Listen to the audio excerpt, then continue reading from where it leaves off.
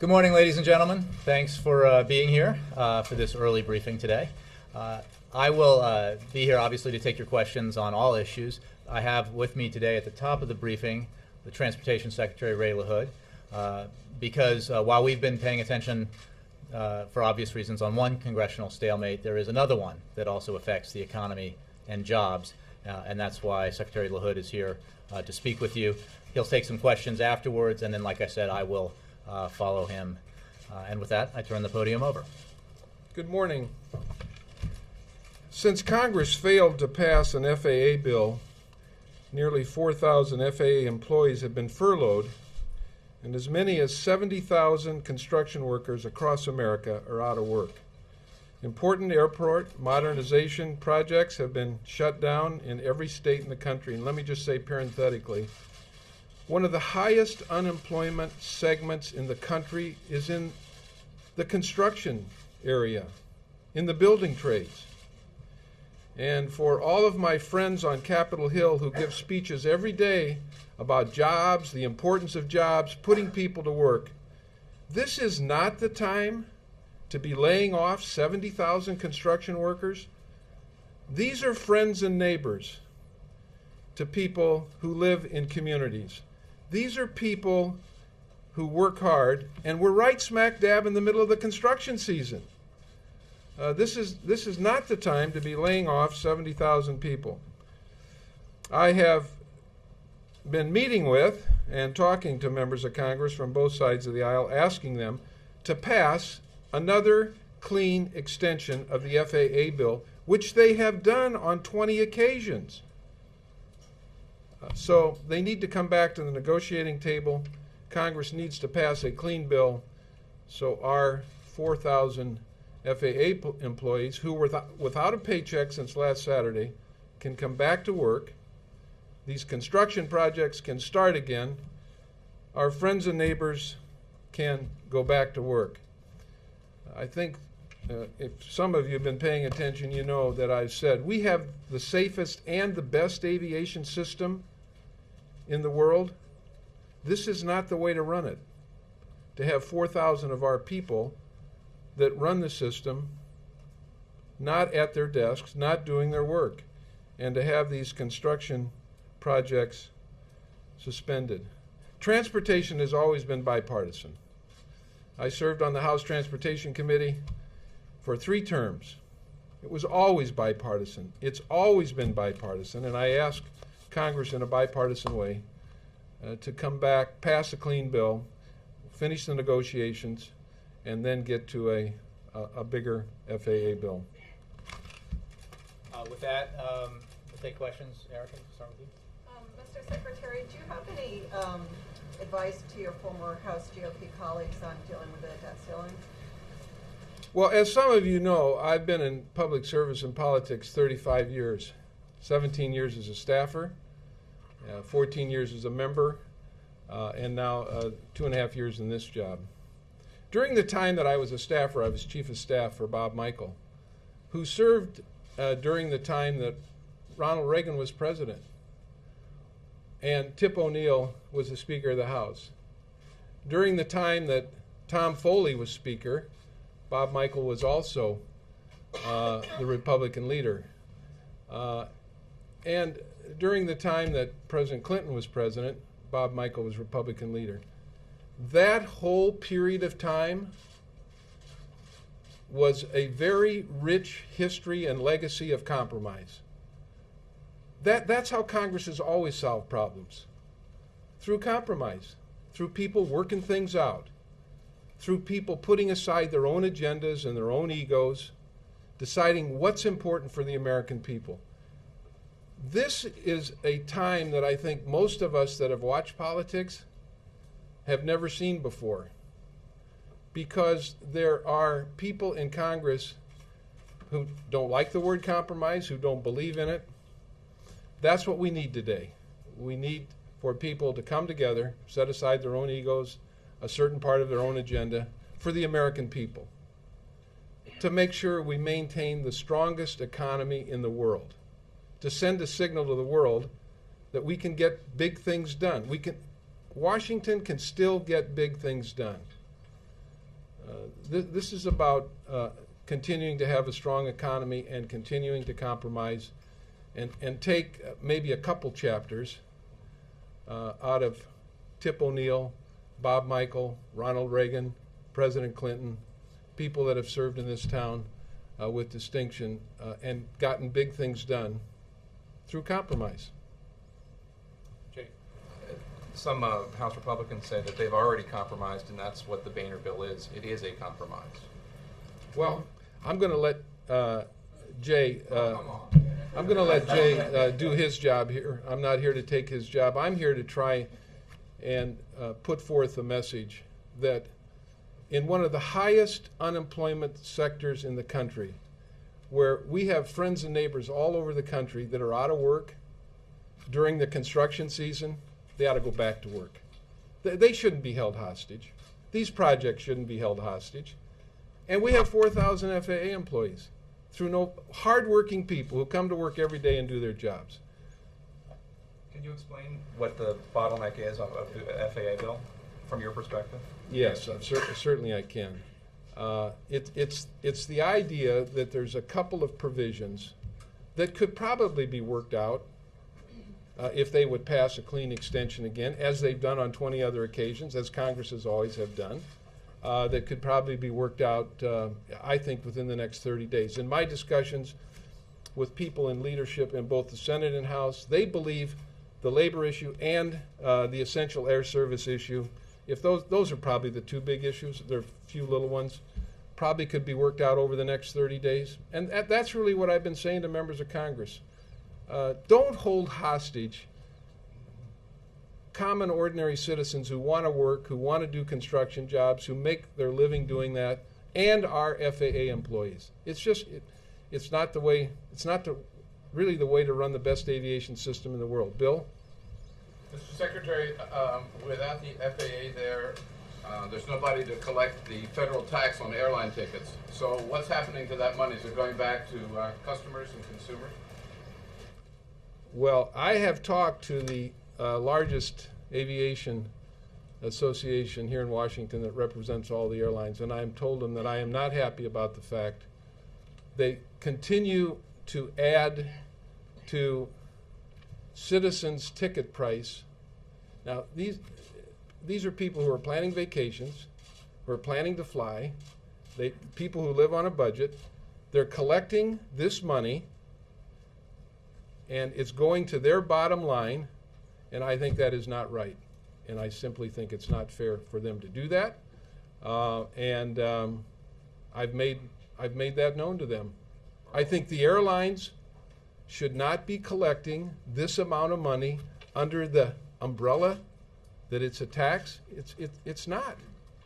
They shouldn't be collecting it, and they shouldn't be adding it on to passengers' price of a ticket. It's not their money. I mean, it's theft, isn't it? If they're taking money that's due the federal government and putting it in their own pocket. Well, look, Treasury's working on this, and we're working with Treasury on it.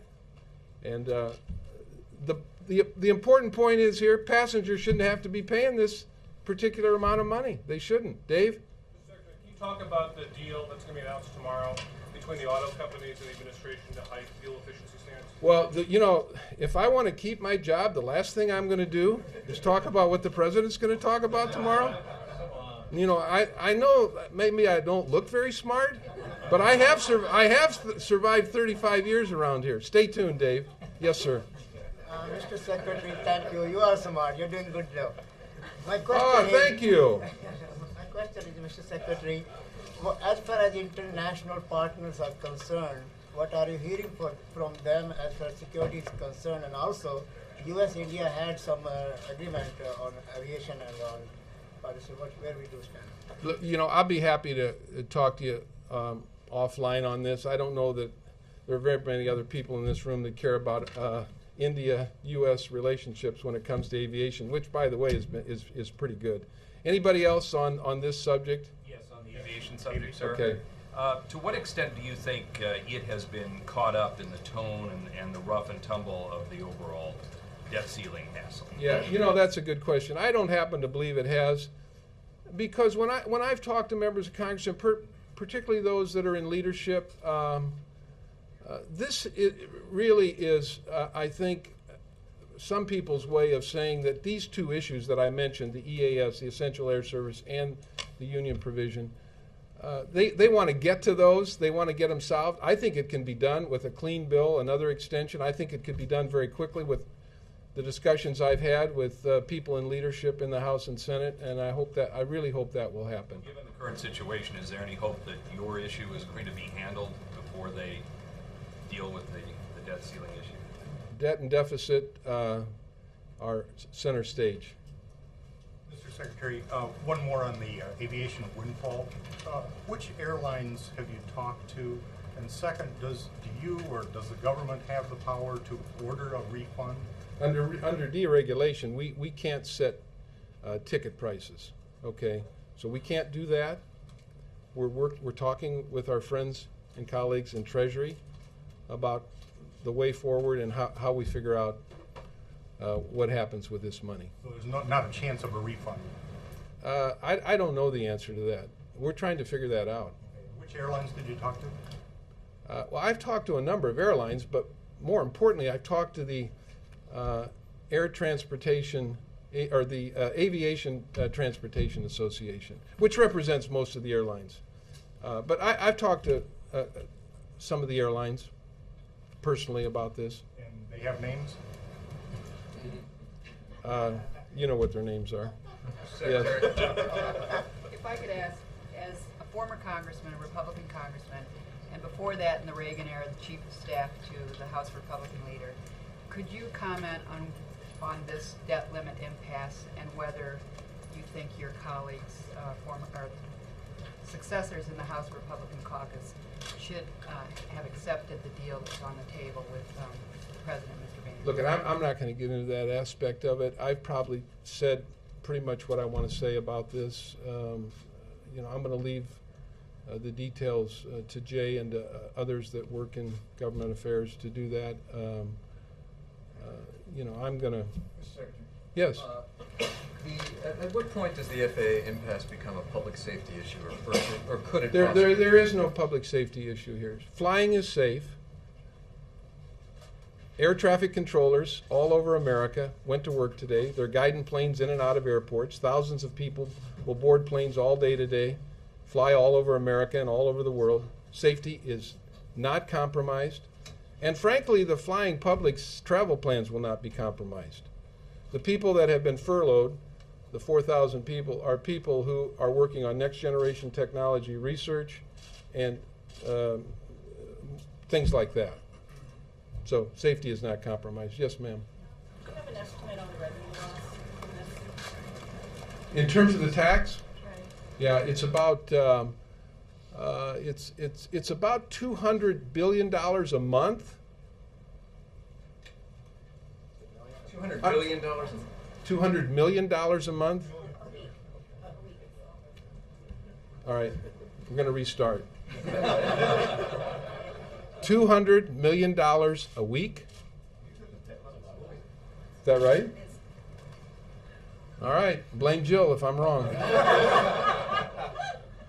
Let me go back to this gentleman. Will that money have to be made up? Is that going to put a crimp in financing for future aviation projects?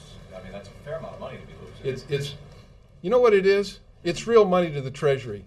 For all the talk around here about debt and deficit, that money is being lost to the Treasury. And we're trying to figure out if it can be made up or not. So for people who really care about debt and deficit, pass a clean bill. Let's get back on track. Let's get our workers back to work. Let's get construction projects going again. And let's start collecting the tax that goes into the federal treasury. That it, Jay? Look, and I know you want me to stay up here a lot longer than... I am so happy you're here. Yeah, I know. There's two reasons for me to be here, so he can relax a little bit. Okay, you get the last question. I know you said you're talking to the Treasury. Is there any way to get retroactively get the money back? Well, that's what we're talking to Treasury about. We're trying to figure this out. This is complicated, and we want to. First of all, we want to do right by passengers. That's number one. That's why I've been talking to the airlines and to the ATA. And secondly, we want to make sure legally where this takes us, because a lot of money is being lost to the Treasury. Thank you all very much. Thank you. Thank you, Jerry. Appreciate it. Okay. Thanks, Joe. Okay. Just want to be clear for Jackie that the Secretary did address your question, so you can look for that answer. And with that, we'll get back to other topics, I assume. Erica. Clef said today that, quote, there's an easy compromise here, unquote. Can you describe what that looks like? The senator, the bill that Senator Reid has put forward cuts spending significantly more than the measure that's currently in the House.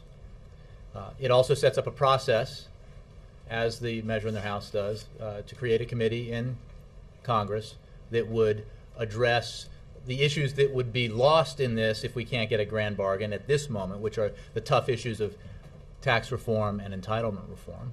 And it would create a mechanism by which that committee would produce a product that would have fast track and status and an up or down vote.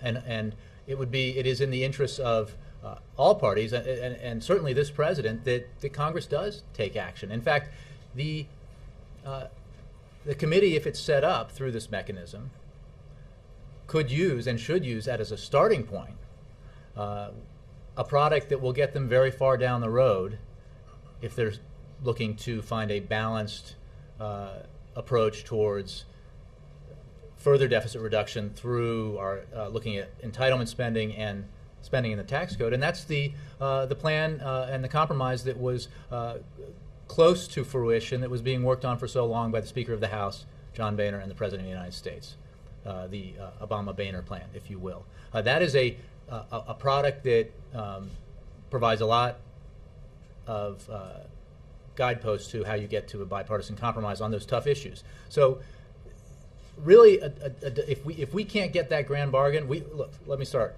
We still believe that's possible. That deal is on the table. If there is the political will to make it happen, it could happen before August 2nd. If that isn't possible before August 2nd, there are certainly, what a compromise looks like is pretty clear.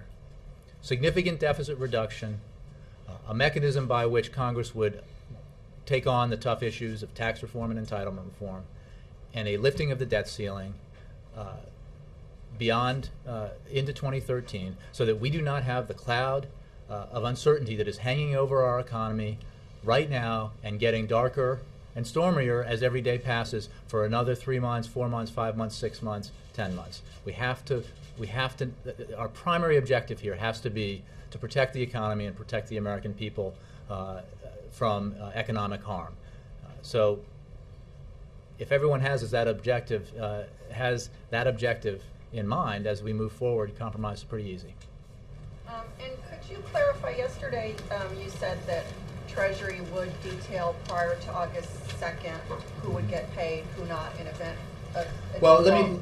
I appreciate the question, and I want to clarify what I said. I think Mark was sitting over there in the radio seat, and he asked a lot of questions, and I said, well said, and I implied things, levels of specifics that I did not mean to. What I can tell you is that as we get closer to that date, Treasury Department will explain how it will manage a situation that is essentially an impossible situation.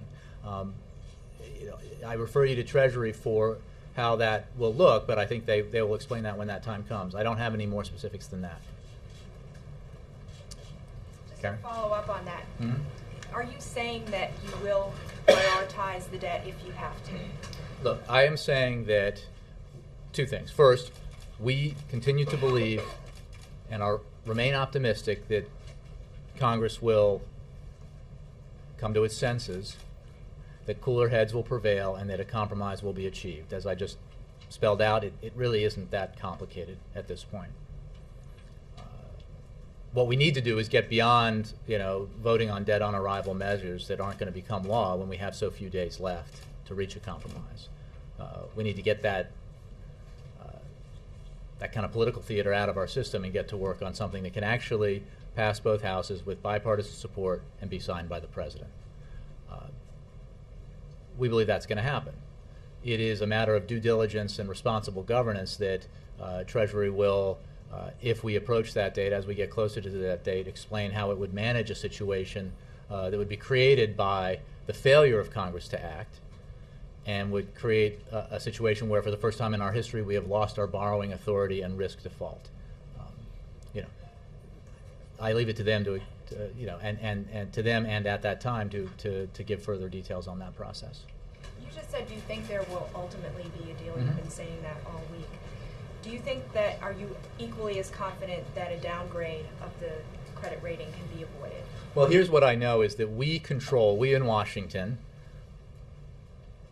and in particular in this case Congress, controls our fate as regards whether or not we will lift the debt ceiling and allow the United States to continue to pay its bills and meet its obligations. The rating agencies are obviously independent, and it's up to them. What we can do is take actions that make clear that the United States is still the gold standard when it comes to investments, that it is the safest of safe harbors, as it has been for 100 years or more, and because Washington functions and can compromise and can do the right thing by the economy. We do that, and we think that will help enormously in terms of how international investors look at the United States and our treasuries as a potential place to put their money. What about staying in contact with the rating agencies? Is that something that you're doing on a daily basis at this point? That I don't really have any information on that. I would refer you to Treasury Department for that. I think Treasury is the right place to answer that question. I don't know of any contact that we have here. Jay. Republicans in the House say that they're voting for a compromise. And Speaker Boehner's bill is a compromise. And what is the compromise that is inside of it? Well, I don't speak for them, right. but I can tell you that they say that it doesn't cut as much as they want. It raises the debt ceiling. It does a number of things that they're not in favor of. They would like deeper cuts. And some members of Congress obviously don't want to raise the debt ceiling at all. So if that is their attitude, why are you confident that Speaker Boehner can compromise anymore? The President has spoken extensively about the difficulty Boehner has with this caucus. We're confident because, Jake, we believe that the American people have made clear that they want to compromise. They are so frustrated by what they see as dysfunction here, as unnecessary fighting over issues that could be and should be easily resolved. They want to see Washington work on the problems that affect them directly. They don't want to see Washington, because of partisan and political posturing, do things that actually hurt them economically. And there is no question that if Congress does not compromise and does not act, that allowing the United States to default for the first time in its history would have severe economic consequences, and would every family that owns a home and has a mortgage would be affected. Every American who has a car and a car payment would be affected. A student loan, a credit card, and that's just the beginning of the terrible consequences for individuals. All those facts have been true for months. But that is and Congress has a way of waiting until the last minute to do the right thing. We remain confident that it will. Now, look, I mean, they've said a lot of other things. If they think this is compromise, they've said, as we've heard today, let's stick it to him, or let's, the Speaker of the House said yesterday that his alleged bipartisan compromise bill is hated by the President, hated by the minority leader in the House, and hated by the majority leader in the Senate. I think that demonstrates their view on whether or not this is a compromise. The truth of the matter is that it's not, and they've been quite clear about it. Look, politics is part of this town. We understand that. We participate in it, and some of these things happen because they have to happen, part of the political process. But we are now at a moment where those Americans who were elected to represent people in their home districts and states need to decide, about what is the greater good here.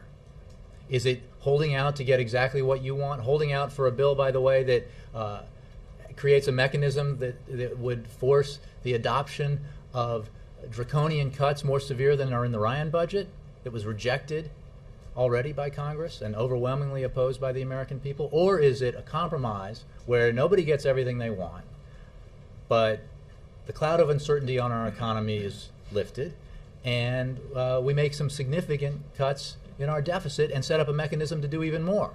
I think that is the compromise that people are looking for, and we believe, the President believes, that in the end, that's the compromise we will get. Isn't the Boehner bill better than nothing? We don't believe that that's a false choice. Nothing is not what will be the alternative here. Compromise will be the alternative. Everyone in this town, everyone who is elected in this town is on the hook for the economy. Everyone will have to answer to his or her constituents about what they did, where were they when decisions were made about whether or not to allow the United States to default, whether or not to allow everybody's interest rates to go up, whether or not to allow a situation that would severely impact the ability of the economy to create jobs. And I think in the end, enough members of Congress of both parties will say, we have to do the right thing here, even if it's not the ideal thing, and they will get it done. Is there any negotiation going on specifically between Vice President Biden and the Senate Republican leader about what happens when and if the Senate rejects the Boehner bill?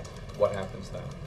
Well, the Senate will reject the Boehner bill, but as it's been made clear by not just Democrats, but a number of Republicans who reject the Boehner bill in the Senate. So they reject it.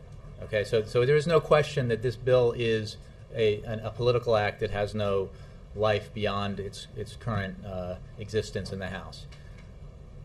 We are having conversations at every level. I'm not going to detail the individuals who are talking to members, but you can be sure that members of the President's team are continuing the conversations that we have been having for weeks and months even, and that goes on every day. But there is a plan.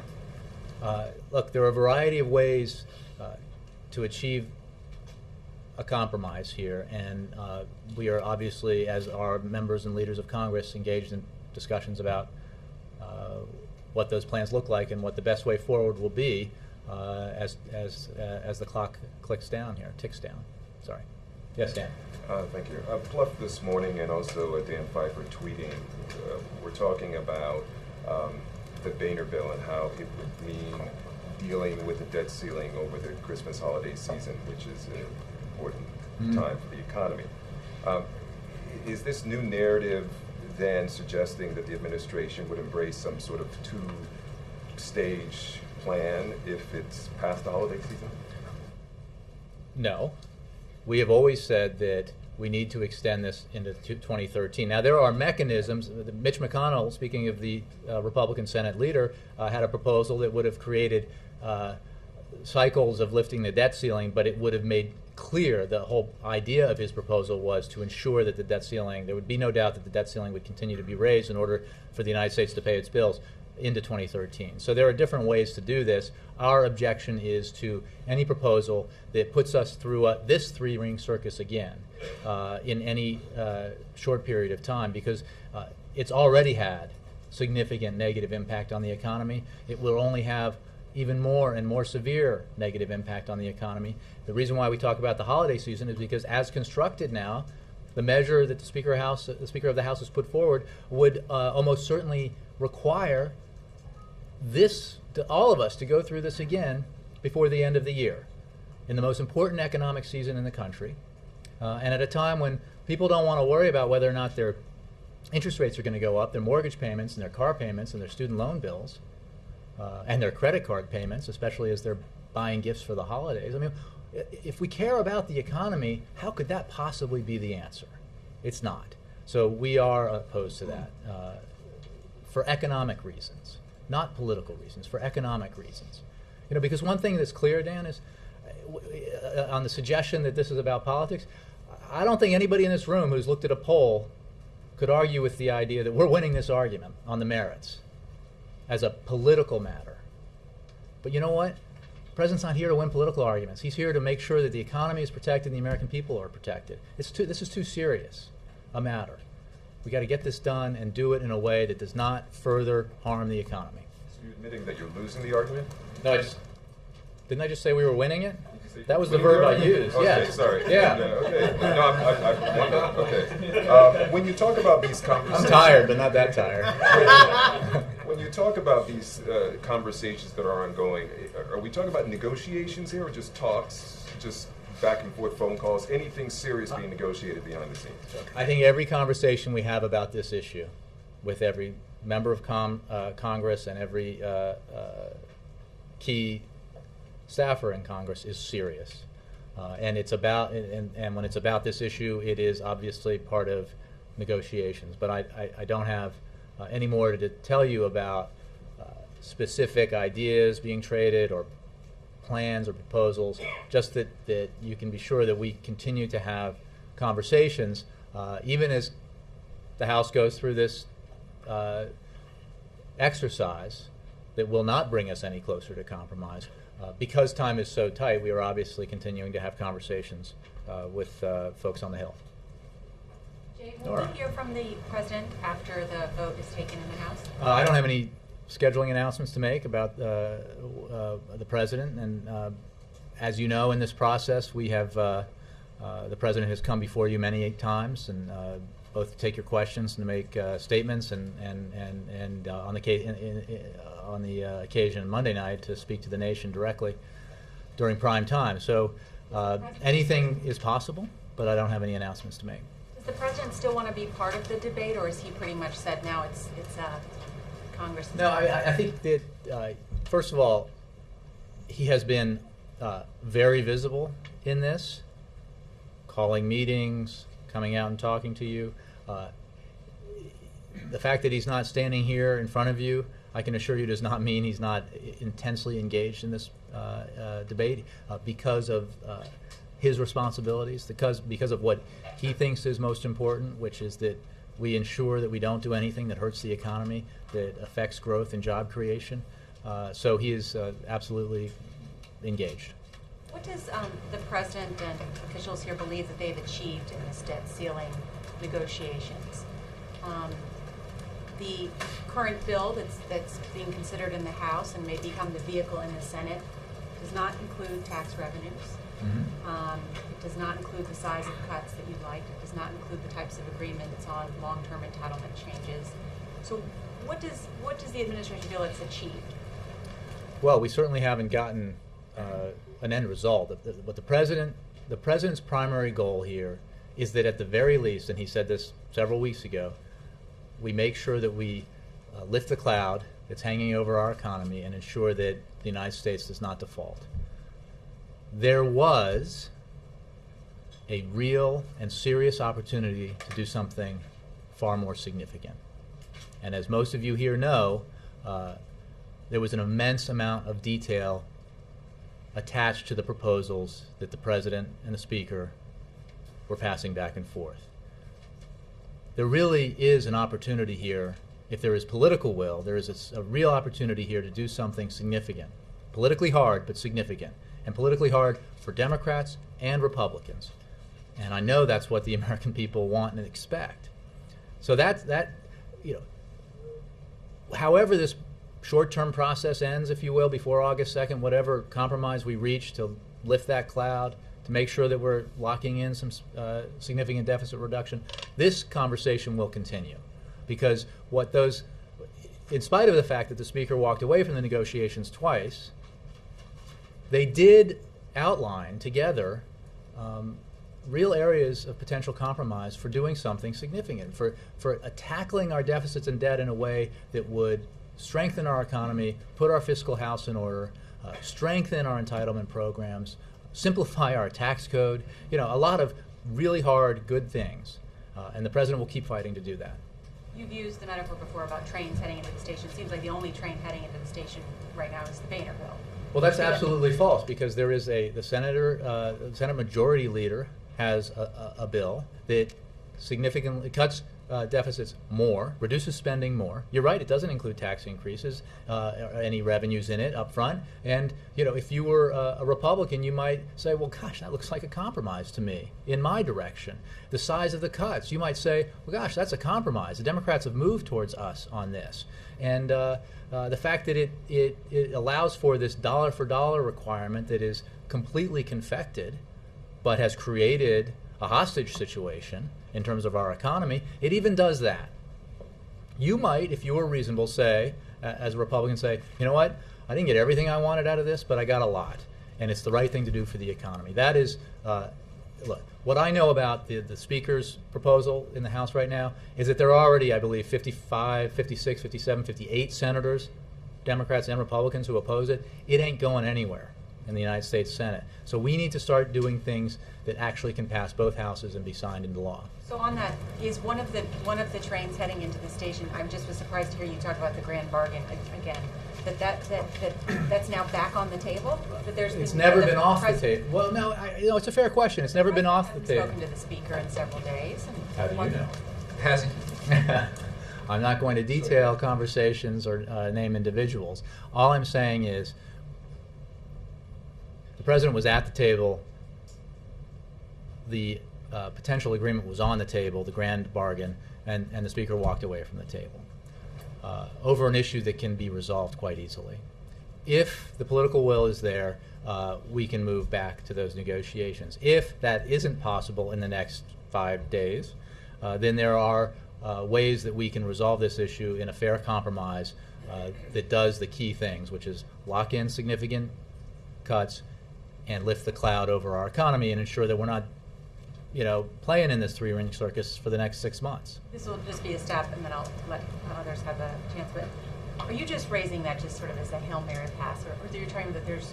Could you give us any indication that that's really alive at all? Well, look, I think I've indicated, and I will say it explicitly, that the chances aren't great that we end up between now and August 2nd with a sweeping grand compromise between the Republicans and Democrats that reduces the deficit $3 to $4 trillion over 10 years, includes balance between entitlement reform and tax reform. That's not likely, but it's available if the political will is there. In the short term, there are other options to do what we need to do at the bare minimum, and then we can return in a serious way to tax reform and entitlement reform. Mr. Henry. Thank you, Jake. I want to follow on Jake, because when he asked you whether the Boehner bill is better than nothing, you seem to indicate it's not better than nothing. So I want to know, what is the President willing to put on the table in these final hours if we're really in such a desperate situation? Well, I want to be... Will he give on spending cuts? Will he give on having a debt ceiling vote early next year? What is he willing to put on the table now? Well, I appreciate the question. The absent a willingness to do something big and historic on the part of the Speaker and other Republicans, our bill is, we have indicated pretty strongly our support for Senator Reid's bill. And what is he willing to do? He's willing to take the cuts put forward in Speaker Boehner's bill and increase them dramatically, which is what is in the in the Senate Majority Leader's bill. He's willing to allow for a mechanism which he thinks is very important. That if we can't get the grand bargain now, that would make it a time-specific period where this committee would consider these options. He will hand over the reams of paper to that committee that could form the basis of serious entitlement reform and tax reform in a bipartisan way, and certainly is willing to consider measures that are enforcement mechanisms to move that process forward. What he is not willing to do is allow this obviously damaging situation, damaging to our economy, continue. And it's, people have asked, and I can't remember if it was you or others, about a previous vote, the fact that under previous presidents there have been numerous votes to raise the debt ceiling. And the fact is, while these votes are often unpleasant for Congress, they were routine. And we never had a situation like this where there were sometimes confrontations over this, and I read from the letter from President Reagan, but the overwhelming number of times is the Congress acted because this was not a question. There wasn't this one-for-one thing. There wasn't a question that I am going to blow up the economy, if you will, if you don't do what I want. Right. It's just crazy. What I hear you saying is he's still not happy with the Boehner bill. You want the Reed bill, but if the Reed bill is not able to get through the House, and all you have to sign is some version of the Boehner bill, are you now saying that But the he's Boehner still bill, willing we to won't- veto? Hold on, but he's still willing to veto it. And basically, all these awful consequences you've laid out, maybe a stock market crash, all these other things, he's willing to let all that happen. Well, I understand one of the things that's come out of the House conference is this desire to stand firm and then stick the president with default. I think is one quote that came out of there, which is really incredibly juvenile, right? Is this the game that the idea here is who can be blamed for doing serious harm for our economy? Shouldn't the idea be what can we do to compromise to make sure that doesn't happen? First of all, the bill being considered in the House cannot be an option because it will not pass the Senate. So it's dead on arrival. It goes to the Senate floor. Well, and you don't know that it can't pass the House before Senator Reed's measure is voted on, and you don't know that until the votes happen that it won't emerge as a viable option. And Boehner may be the last thing standing. So if it's Well, a lot of Boehner things bill or may default, happen. you'll go default. Look, we've made clear how we feel about the Boehner bill, the Speaker Boehner bill, because it is incredibly bad for the economy to have this kind of circus go on in Washington with folks saying that we're going to force default. We will not let the United States pay its bills unless you do what we want, unless you enact spending cuts that were rejected already, that are more draconian than are in the Ryan bill, that would do significant damage to Social Security and Medicare, force incredible cuts in education and clean energy programs, all these sorts of things. All those things that nothing close to a majority supported, and certainly not in the country. Otherwise, we'll just, default. That's not a mechanism that is good for us, good for the economy, good for the American people. So that's what we oppose. Beyond that, there are a lot of ways to get to compromise here, and that is what the American people, I think, really want us to do, is to compromise. Not stick it to anybody, not score political victories and see who can be blamed for the economic damage that would be done by the fight here. People want these fights to result in, they're happy to have, because they vote, every 2 years, every 4 years for president, and obviously people feel strongly that they send representatives to Congress with points of view, and they want those points of views to be expressed and to guide votes. But in the end, they want the fights to result in good things, not bad things. Last thing, in the 2008 campaign as a candidate, the president said if he's elected, he'd put the health care negotiations on C-SPAN. Didn't happen, but he got the health care reform through. And he later told 60 Minutes that he regretted it. He said there's a price to that. People then felt like what's going on behind closed doors isn't so good for us. I think it hurt us politically. The last couple of days you seem to be arguing that it's better to do these things behind closed doors because if it's all public, interest groups are going to blow it up, right? So do you have any regrets now that we're at this precipice that the president's put some details on the table, but if you had put more of the details on the table earlier, you might be further along in this process because it would have been more transparent? Well, I appreciate the question, and the answer is no, because if the president had gone into a room and said, here's my bipartisan compromise, guess who would not have been in the room with them? A Republican leader, okay? And his interest, in the end, was to sit down with the Speaker of the House and other Republican leaders, Majority Leader Cantor as well, it was, and try to work out a deal, and understanding that this was politically hard, and that the only kind of compromise you could achieve would be one that was reached between the leaders and then presented to members of Congress of both parties to evaluate. And then those who were the architects of the deal could say, here's why we think it is not perfect, but on balance the right thing to do. And you're a veteran Washington reporter, there are a lot of you here, and I think we all understand how that works, that if you lay out a proposal that's politically hard, by yourself, that's extremely politically hard for your party, whether you're Republican or Democrat, it's like putting a clay pigeon in the air. It's ensuring its defeat. And maybe that's a sad statement perhaps about how Washington works, but it's an incredibly realistic statement about how Washington works. And the fact of the matter now, Ed, and I've talked about this and others, is there is no plan that has been offered, certainly in the last several months, about which more detail is known or has been specified than the Obama-Boehner plan. Okay? In terms of the cuts in domestic spending, both defense and non-defense discretionary, the savings coming out of entitlements programs, including Medicare, Medicaid, and Social Security, the kind of tax reform that was envisioned, and the mechanisms by which tax revenue would be hard thing for Republicans to accept, but was part of the deal, that would be $800 billion, that would be part of this proposal. Everybody knows these details. There is, and it's not that the people are hiding the details of the Boehner plan or the Reid plan. It's just, there's a lot less to them than the plan that was worked on by the President and the Speaker of the House, and now, in the aftermath, the details of which are very well known by so many people. Mike.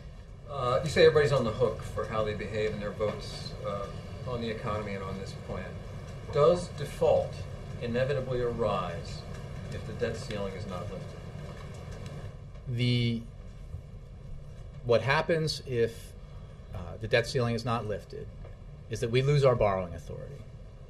But that's different from default. Correct. And we've been through this. I will at some point refer you to the transcript yesterday. But what happens then is that we no longer have the ability to borrow money, but we have bills coming due and a limited amount of cash in our pockets. Even as money flows in, there's no question, because revenue flows in, it will not even come close to being enough to pay our bills. And that leads to a process of default. How quick that depends on a lot of different factors, and I refer you to Treasury. But this is not the moment that we send the signal that the United States government has ceased and no longer has the ability to borrow money, but has bills that for every dollar we have in a bill, we only have 60 cents to pay. You've created essentially a crisis situation, and what we've described as an impossible situation that leads to horrendous choices about how we go about paying our bills and making choices about which bills to pay and which not. I want to follow up in your answer to Erica. I thought it was interesting the way you phrased it. Last week, or maybe the week before. If it was interesting, it was probably unintentional.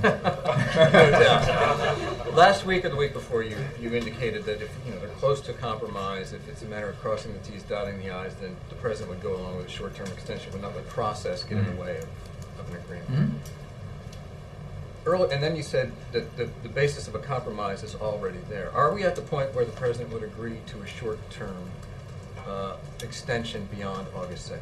And what, if not, we are what not is at the that threshold? point. We are not at that point. The fact is, there is what a compromise would look like if you're lowering your sights and accepting that you can't get a grand bargain is clear, and it requires us to get through our system the votes on bills that can't pass, and then look at what can pass in bipartisan way through the House and the Senate on these pretty simple measures that are out there that involve basically targets for real numbers, but targets, not unspecified discretionary spending cuts, and mechanisms to create a committee to allow for hopefully further reductions through entitlement reform and tax reform.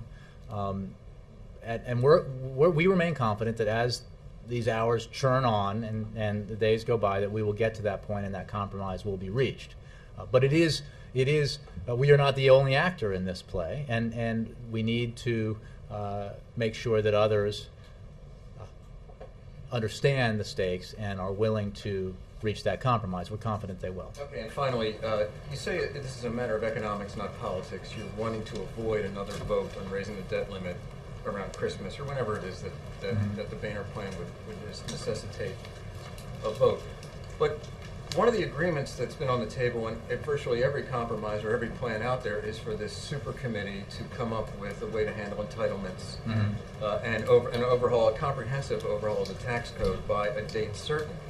That's no garden party right there. I mean, that would be an intense debate around the same time that would speak to the government's ability, much like the debate we're having now, to handle debt and tell the world and the rating agencies and the markets and everybody else. No question. And we would hope that a bipartisan consensus and majority would be created out of that process to do something big and historic. It would be hard. As wrenching as everything we're going through right now. Not as wrenching as the potential for default for the first time in our history. And that is the key. We cannot link the successful passage of further spending reductions through that process to raising the debt ceiling again, precisely for the reason that you just enumerated. The reasons you just enumerated. These are hard. We cannot hold the American economy hostage to that process.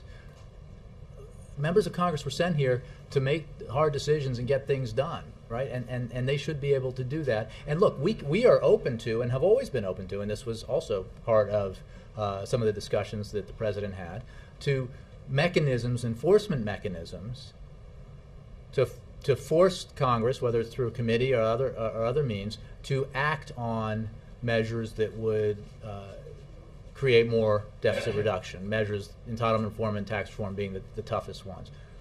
We are very much in favor of that because we want the kind of Damocles sword hanging over Congress to force it to make a decision and act. But what that enforcement mechanism cannot and should not and cannot be is if you don't do this, we won't extend the borrowing authority of the United States. Again, so we go through this whole process again with all the resulting damage done to the economy, the uncertainty it creates. Uncertainty, we've been told, and we agree by so many people from so many political persuasions, is the number one thing that affects, that dampens economic growth or decisions made by private businesses about how they're going to invest and the kind of how they're going to hire. Well, if there is nothing comparable to the kind of uncertainty that this has created.